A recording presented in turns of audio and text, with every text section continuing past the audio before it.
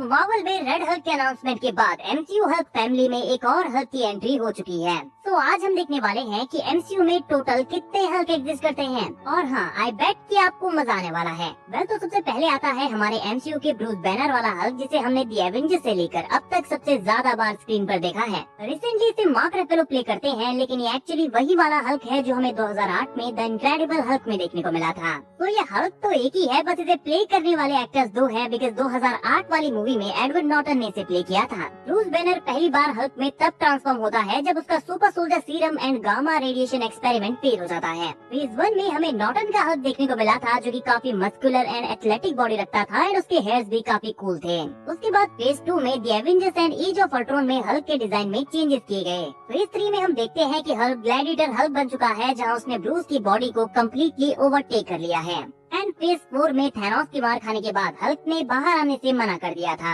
And phase 5 में हमें smart Hulk देखने को मिलता है, जो कि हल्क एंड ब्रूस दोनों की पर्सनैलिटीज का एक मिक्स्ड कॉम्बो है। अब बात करते हैं हल्क की सिस्टर जेनिफर वॉल्टर्स यानी कि शी हल्क की। और शी हल्क को हमने पहली बार शी हल्क टीवी शो में देखा था, जो कि प्रोफेशनली एक लॉयर है। और यहाँ हमने ये भी देखा कि कार क्रैश में ब्रूस के ब्लड की कुछ ड्रॉप्स उसके वुंड में गिरती हैं और वो शी हल्क में ट्रांसफॉर्म हो जाती है। और शी हल्क अपनी पावर्स को इजीली हैंडल कर सकती है, लेकिन वो स्ट्रेंथ के मामले में हल्क जितनी पावरफुल नहीं है।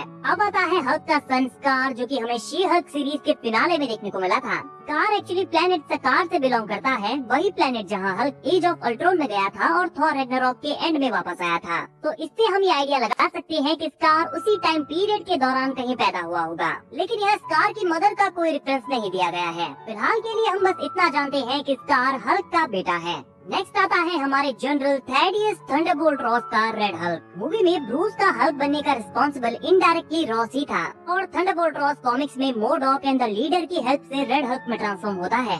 और द लीडर कौन है इसके बारे में मैं आपको आगे बताने वाला हूँ, because I think captain America brave new world में इस कैरेक्टर का काफी बड़ा रोल होने वाला है, क्योंकि इस मूवी में हमें पहली बार Thunderbolt Ross as a red Hulk देखने को मिलने वाले हैं। एंड हो सकता है कि यहाँ भी रॉस का रेड हल्क में बनने का रीजन वही हो। Red Hulk radiation and cosmic energy को अब्सॉर्ब करके उसे अपनी बॉडी के लिए एज अ एनर्जी यूज कर सकता है, लेकिन ज्यादा गुस्सा आने पर उसकी बॉडी ओवरहीट होना शुरू हो जाती है, जिससे वो वीक भी हो जाता है। नाउ लेट्स सी कि हमें एमसीयू में कैसा देखने को मिलता है। नाउ हमने शी हल्क की बात की है, तो अब बात करते हैं रेड शी हल्क की। एंड ये और कोई नहीं बल्कि ब्रूस की ex girlfriend and Thunderbolt Ross की डॉटर बेटी रॉस है। कॉमिक्स में हमने बेटी रॉस को रेड शी हल्क बनते देखा है, सो आई थिंक हो सकता है कि हमें एमसीयू में भी ऐसा देखने को मिल जाए, बिकॉज ये तो ऑलरेडी कंफर्म्ड है कि बेटी रॉस का character captain America brave new world में अपीयर होने वाला है। नेक्स्ट आता है हमारा एमेडियस चो हल्क, जिसे हम टोटली ऑसम हल्क भी कहते हैं। और ये कैरेक्टर भले ही एमसीयू में अपीयर ना हुआ हो, लेकिन इसकी मदर हमें एमसीयू में ऑलरेडी दिख चुकी है। मतलब आपको एज ऑफ अल्ट्रॉन से हेलन चो नाम की ये डॉक्टर एंड साइंटिस्ट याद है? जी हाँ, हेलन चो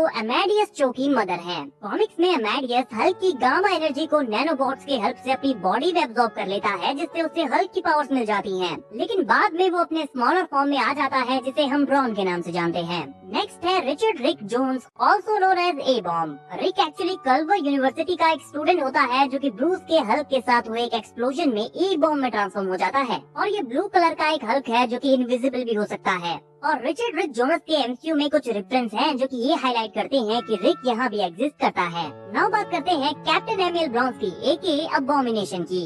एमिल एक्चुअली हल्क को पकड़ने के लिए थंडरबोल्ट रॉस की हेल्प से अपनी बॉडी में सुपर सोल्जर सीरम डालता है, जिसके बाद वो डॉक्टर सैमुअल स्टर्न्स को उसे हल्क की तरह बनाने के लिए कहता है। एंड सैमुअल उसकी बॉडी में ब्रूस का blood and gamma radiation inject करता है और वो अबॉमिनेशन में बदल जाता है। अब बात करते हैं Samuel Sterns aka the leader की। सैमुअल स्टर्न्स एक्चुअली एक बायोलॉजिस्ट है, जो कि द इनक्रेडिबल हल्क में ब्रूस की कंडीशन को क्योर करने की कोशिश करता है। और मूवी में हम देखते हैं कि हल्क के ब्लड की कुछ ड्रॉप्स सैमुअल स्टर्न्स के वुंड में गिरती हैं, जिसके बाद उसका हेड मूव करने लगता है और यहाँ वो इविल बन जाता है। और सिर में ब्लड ड्रॉप गिरने की वजह से उसकी मेंटल एबिलिटीज इंक्रीज हो जाती हैं, जिसके बाद वो कुछ ऐसा दिखता है।